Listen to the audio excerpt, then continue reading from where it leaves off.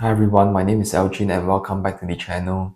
Today we will be discussing the pros and cons on buying a new launch property in Johor Bahru.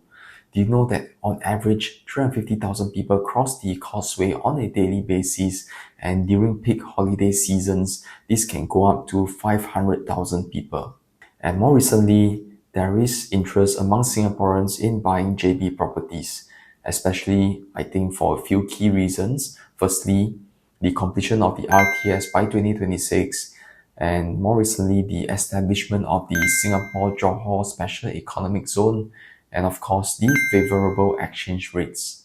But the thing is buying a new launch property in JB as straightforward as Singapore?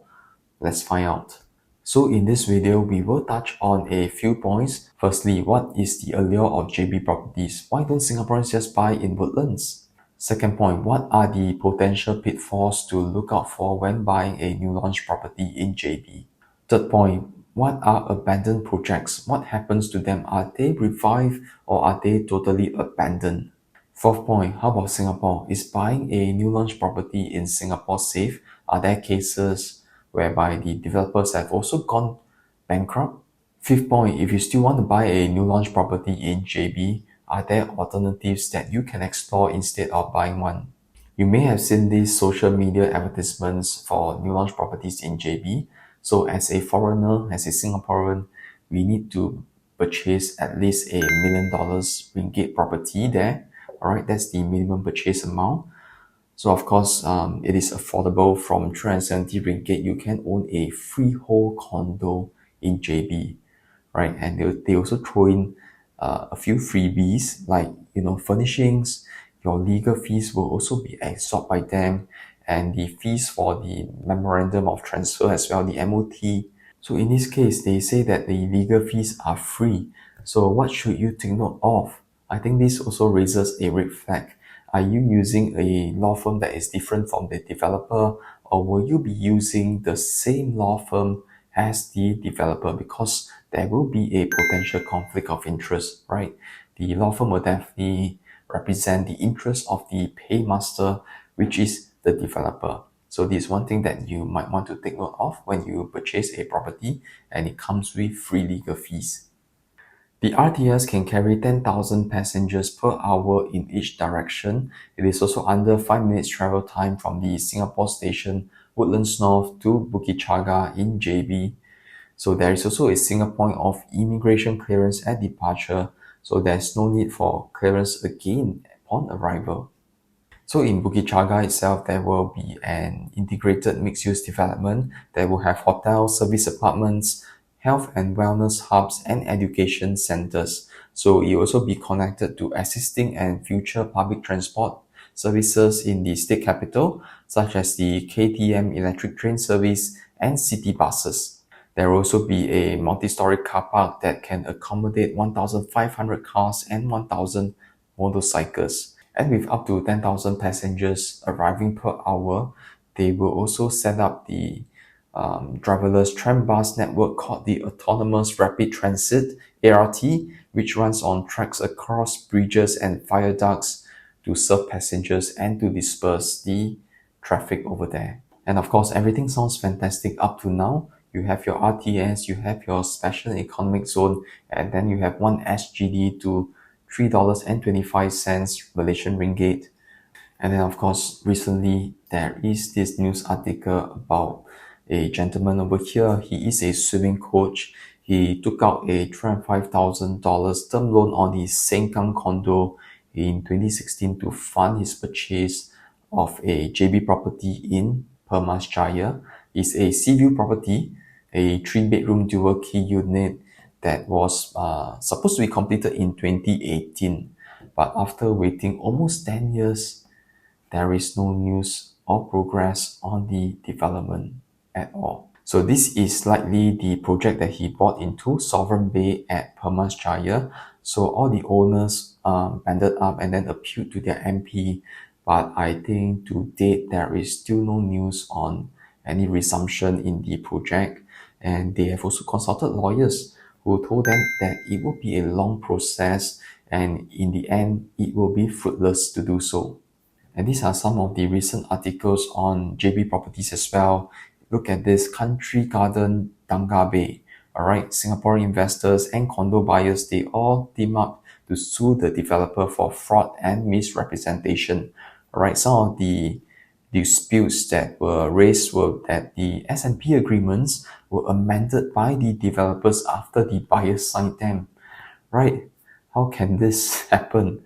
And buyers receive their apartments more than 4 years late. All right, the unit was supposed to have a covered balcony, but the buyer received a unit without a covered balcony. So, I mean, quite ridiculous. So, there were also several defects which buyers have to fork out their own money to carry out extensive repairs. So, such defects include watermarks on ceiling due to leakages, no cabinet backing, burst sewage pipes, rusted metal hinges, stained tiles, and disrupted water supply. Next, of course, we have the infamous Forest City. Was it built on hype? So, primary developer is Country Garden, a joint venture partly owned by China's Country Garden Holdings and the Sultan of Johor's investment arm. So, this is also linked to the Belt and Road Initiative, right? So, experts have also noted that the sand dump on a mud seabed needs more time to settle. So, this has not been done, so there will have been reports of cracks appearing on the buildings and roads sinking. So as of late 2023, only about 15% of the master plan have been developed, with the construction of one island and numerous residential units completed. So the government has also sought to revive interest by designating Forest City as a special financial zone. And abandoned properties in JB are not limited to residential ones. If you were to buy retail or commercial units, there are risks as well, such as these two malls. Skudai Parade did well initially as it was the largest outside the JB city centre, but it failed to keep up with competition, had management issues and financial problems, and the entire shopping complex was abandoned just like that. So the other one is the Lot 1 Waterfront City Mall, which actually operated for 3 years and was part of a 6 billion ringgit project before the Johor state decided to abandon the entire project due to environmental concerns, as the mall was part of a floating project and also partly due to the economic downturn from the Asian financial crisis. So as you can see in Malaysia, if a mall doesn't work out well, they can just simply abandon the entire thing. So even Singapore's Mustafa investment in a JB shopping mall appears to be getting nowhere. It was slated for completion by end 2023, but as you can see in 2025, it still remains empty. So doing business in a foreign country is not easy if you don't have a trustworthy counterpart to partner with. The risk is not zero in Singapore, but it is significantly lower. These two smaller projects in Hillview and Joo Chiat were stuck for a while after the developer went bust. But in the end, the receivers managed to work something out and both projects were completed and even did quite okay in the resale market. So before you buy, you do have to do a comprehensive due diligence on the project and the developer. And so what are the key risks and rewards of buying a property in JB? One of the key risks is that if the ringgit strengthens, then Singaporeans would not want to make the trip all the way to JB to buy products and services that they can get for similar prices in Singapore. And this could translate into weaker demand for housing in JB, and in future it could be more difficult to liquidate your property there. But the reward is that if border crossings do become more efficient, the cheaper housing will attract Singaporeans to live there, especially for those who work from home, the digital nomads, those who frequent JB, because in Singapore, a new launch condo in Woodlands is already $2,000 per square foot. And for a fraction of the price, a property in JB, a freehold one, only costs about $200 to $300 Singapore dollars, right? And it's also cheaper than a HDB.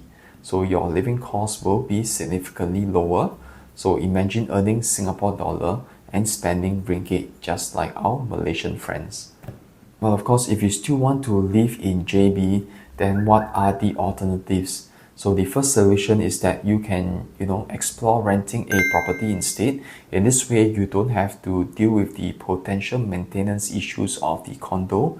If the management don't upkeep the condo well enough, you may face a lack of demand for your property. And if there are also defects in the property, it becomes your problem and you have to rectify it.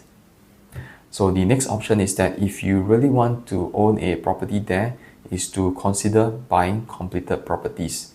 You buy completed properties is to eliminate non-completion risks.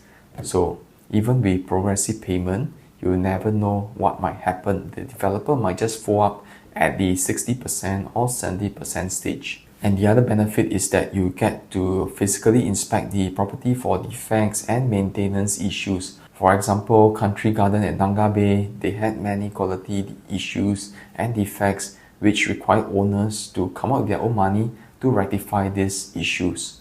Another thing is that you can also get to monitor the demand and supply situation before you buy the property.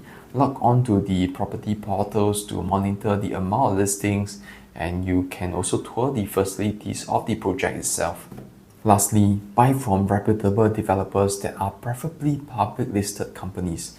You need to know who is developing the condominium. What is their track record like?